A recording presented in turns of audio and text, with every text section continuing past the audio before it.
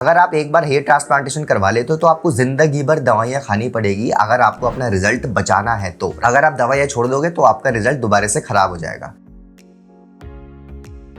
Hey guys, welcome back to this channel. कैसे हैं आप सभी? उम्मीद करता हूँ बहुत ही ज्यादा बेटर होंगे। आज की Q&A वीडियो में आप सभी का स्वागत है। जैसे कि आप सभी जानते हैं, हम ऑलमोस्ट हर वीकेंड एक Q&A वीडियो रखते हैं जिसमें आप अपने हेयर ट्रांसप्लांट से रिलेटेड जितने भी डाउट्स होते हैं उन डाउट्स को पूछते हैं एंड हम उन डाउट्स को डॉक्टर्स के साथ डिस्कशन करने के बाद आप लोगों के आंसर्स देते हैं। तो आज की वीडियो में भी काफी इंपॉर्टेंट क्वेश्चंस के हम आंसर्स देने वाले हैं जो कि आप लोगों ने पूछे हैं हेयर ट्रांसप्लांटेशन की कॉस्टिंग को लेकर, हेयर ट्रांसप्लांटेशन के रिजल्ट्स को लेकर, और कुछ इंटरेस्टिंग क्वेश्चंस भी आए हैं इस बार। तो वीडियो इस बार काफी ज्यादा इंटरेस्टिंग होने वाली है। वीडियो को स्टार्टिंग से लेकर एंड तक आप जरूर देखिएगा। दोस्तों वीडियो की तरफ बढ़ते हैं, लेकिन सबसे पहले अगर आप अपना हेयर ट्रांसप्लांटेशन करवाना चाहते हो और आप कंफ्यूज्ड हो, आपको कितने ग्राफ्ट लगेंगे, आपका ट्रांसप्लांटेशन में खर्चा कितना आएगा, आपको ट्रांसप्लांटेशन करवाना चाहिए भी कि नहीं, और आप भी हेयर ट्रांसप्लांट से रिलेटेड इन्फॉर्मेशन सर्च कर रहे हो, तो आप हमारी वेबसाइट www.besthairhelp.com पे विजिट कर सकते हो। वहां पे आपको ट्रांसप्लांट से रिलेटेड सारी की सारी इन्फॉर्मेशन मिल जाएगी और आप भी अपना ट्रांसप्लांटेशन 100% सक्सेसफुली करवा पाओगे, जैसे कि काफी लोग करवा चुके हैं। नीचे मैंने डिस्क्रिप्शन में लिंक दिया हुआ है वेबसाइट का, आप वहां पे जाके हमसे कांटेक्ट कर सकते हो। सबसे पहला क्वेश्चन पूछा है चित्रांग ने,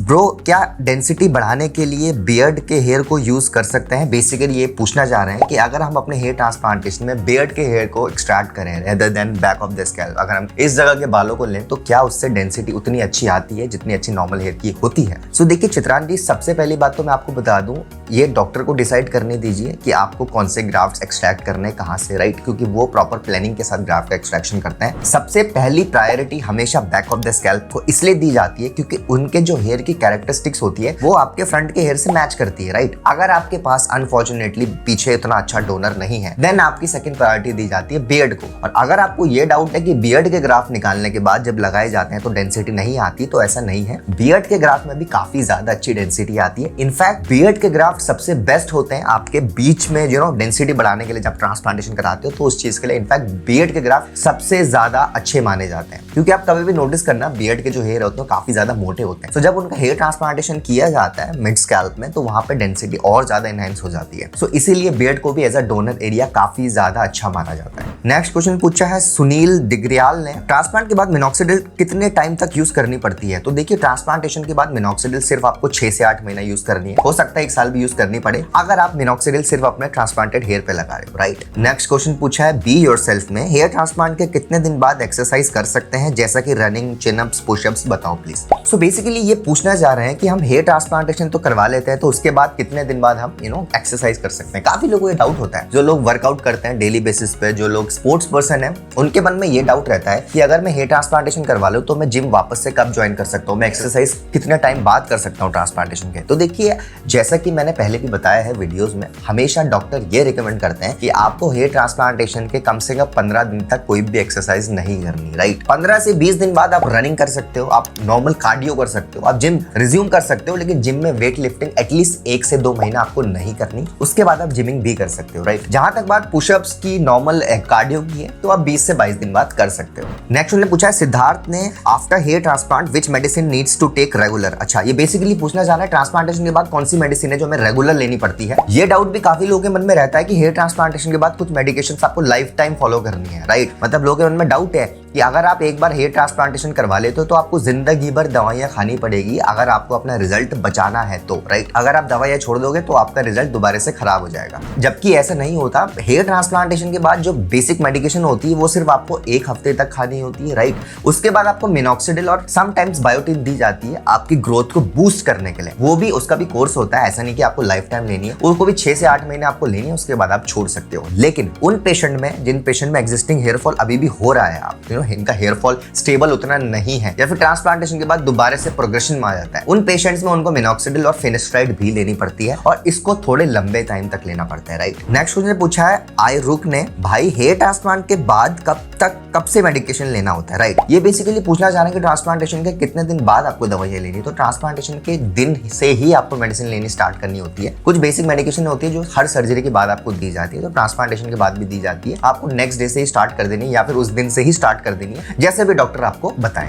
नेक्स्ट क्वेश्चन पूछा है सार्थक ने, प्रभात नवानी, क्या डीएसटी से गए हुए बाल का हेयर ट्रांसप्लांट सक्सेसफुल होता है? ये बेसिकली पूछना चाह रहे हैं कि अगर हमारा जो हेयर फॉल डीएसटी की वजह से हुआ है तो उसमें ट्रांसप्लांटेशन सक्सेसफुल होता है। तो सार्थक जी मैं आपको बता दूं, उसी के लिए ट्रांसप्लांटेशन होता है, राइट। अगर आपका हेयर लॉस डीएसटी की वजह से हुआ है तो सिर्फ ट्रांसप्लांटेशन ही एक ऑप्शन अवेलेबल है आपके हेयर को रीग्रो करने के लिए, राइट। तो जी हाँ, डीएसटी में भी ट्रांसप्लांटेशन होता है और 100% सक्सेसफुल मेथड से होता है। नेक्स्ट क्वेश्चन पूछा है मंजीत कौशिक ने, जीएफसी करवाने से हेयर फॉल रुक सकता है क्या ब्रदर? ये बेसिकली पूछना चाह रहे हैं, जो आजकल मार्केट में वो काफी ज्यादा ट्रेंडिंग में है, जीएफसी ट्रीटमेंट से हेयर फॉल रुकता है और अगर रुकता है तो कितने टाइम तक रुकता है? सो गाइस, इसका आंसर मैं ऑलरेडी एक वीडियो में दे चुका हूं। इसका इस पे डेडिकेटेड हमने ऑलरेडी एक वीडियो बनाई है जिसमें हमने बताया है कि जीएफसी कितना ज्यादा इफेक्टिव है आपके हेयर फॉल को रोकने में और आपकी हेयर ग्रोथ को बूस्ट करने में, राइट। आजकल most of the clinics GFC treatment provide कर रहे हैं और अगर आप आपका हेयर फॉल अभी स्टार्ट हुआ है, अगर आपके बाल झड़ने अभी रिसेंटली स्टार्ट हुए हैं, तो GFC treatment would be best option for you. Next question पूछा है सुनील ने, हेलो ब्रदर, मेरे क्राउन में थिनिंग है, क्या पीआरपी से ठीक हो सकता है? बेसिकली ये पूछना चाह रहे हैं कि इनके क्राउन में थिनिंग हो गई है तो वहां पे पीआरपी इफेक्टिव रहेगी। जी हाँ, मैं हमेशा से एक ही बात बोलता हूँ, पीआरपी ट्रीटमेंट फ्रंटल हेयरलाइन के लिए कभी भी इफेक्टिव नहीं होती। आप 1000 बार पीआरपी ट्रीटमेंट ले लो, आप 1000 सेशंस ले लो, फ्रंटल हेयरलाइन वापस नहीं आने वाली पीआरपी से। लेकिन अगर मैं क्राउन की बात करूं या मिड स्कैल्प की बात करूं तो वहां पे पीआरपी बहुत ज्यादा इफेक्टिव रहता है। हमें काफी लोग कॉन्टैक्ट करते हैं जो पीआरपी ट्रीटमेंट्स ले रहे हैं काफी टाइम से और उनके क्राउन में और मिड स्कैल्प में इसके काफी अच्छे रिजल्ट्स मिले हैं। तो पीआरपी ट्रीटमेंट क्राउन और मिड स्कैल्प के लिए बेस्ट ऑप्शन अवेलेबल है। नेक्स्ट क्वेश्चन पूछा है खोकर ने, ब्रो हेयर ट्रांसप्लांट फेल होने का रीजन क्या है? तो देखिए, इसके काफी ज्यादा रीजन होते हैं। सबसे पहली बात, ट्रांसप्लांटेशन बहुत कम केसेस में फेल होता है और अगर फेल हो रहा है तो इसके बहुत सारे रीजंस हैं। रिसेंटली मैंने एक वीडियो डाला था अपने चैनल पर जिनमें मैंने 5 रीजंस बताए थे सबसे बड़े जिनकी वजह से ट्रांसप्लांटेशन फेल होता है। आप जाइए हमारे चैनल में और वो जरूर देखिए। नेक्स्ट क्वेश्चन पूछा अमित जोशी ने, how long I wear the surgical और any other cap after hair transplant, without a cap can I go outside? ये बेसिकली पूछना चाह रहे हैं कि ट्रांसप्लांटेशन के कितने टाइम तक हमें कैप पहननी पड़ेगी अगर हम बाहर जाते हैं। तो देखिए, ट्रांसप्लांटेशन के 10 दिन बाद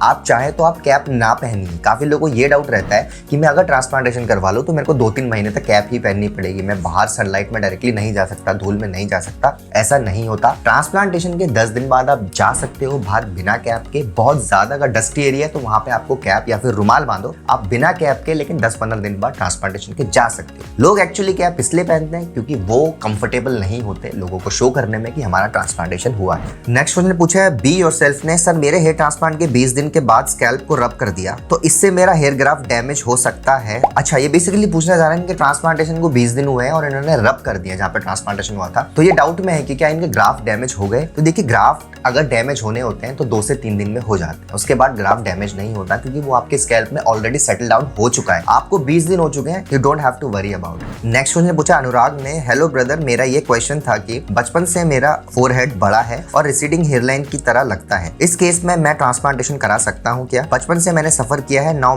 माय एज इज 20 ईयर्स। देखिए, ये बेसिकली पूछना चाह रहे हैं कि इनको हेयर लॉस की प्रॉब्लम नहीं है, इनका जो फोरहेड है वो बचपन से ही बड़ा है, तो इस केस में ट्रांसप्लांटेशन होता है। डेफिनेटली इस केस में ट्रांसप्लांटेशन होता है और इस केस में एक्चुअली ट्रांसप्लांट के रिजल्ट बहुत अच्छे आते हैं क्योंकि आपको हेयर लॉस की प्रॉब्लम होती नहीं है, आपको सिर्फ एक न्यू हेयर लाइन डिजाइन करनी होती है और वो हेयर कभी भी नहीं झड़ते। फिर तो आप बिल्कुल ट्रांसप्लांटेशन करवा सकते हो, लेकिन अभी आप 20 साल के हो, 2-3 साल अभी वेट करिए। सो गाइस, ये थी आज की वीडियो। उम्मीद करता हूँ आपको आज की वीडियो पसंद आई होगी। अगर आपके कुछ क्वेश्चंस छूट गए हैं तो हमारे वीडियो में कमेंट में जरूर लिखिए। आने वाली वीडियो में हम क्वेश्चंस के आंसर्स भी देंगे डॉक्टर के साथ डिस्कशन करने के बाद। उम्मीद करता हूँ वीडियो पसंद आई होगी। अगर वीडियो पसंद आए तो हमारी वीडियो को लाइक करिए, अपने फ्रेंड्स के साथ ज्यादा से ज्यादा शेयर करिए एंड अगर आप फर्स्ट टाइम हमारे चैनल में आ रहे हैं तो चैनल को सब्सक्राइब कर दीजिए। आने वाले टाइम में बहुत सारी ऐसी वीडियोस लाने वाले हैं जिनकी नोटिफिकेशन डायरेक्टली आपके फोन में पहुंच जाएगी। Thank you so much for watching guys.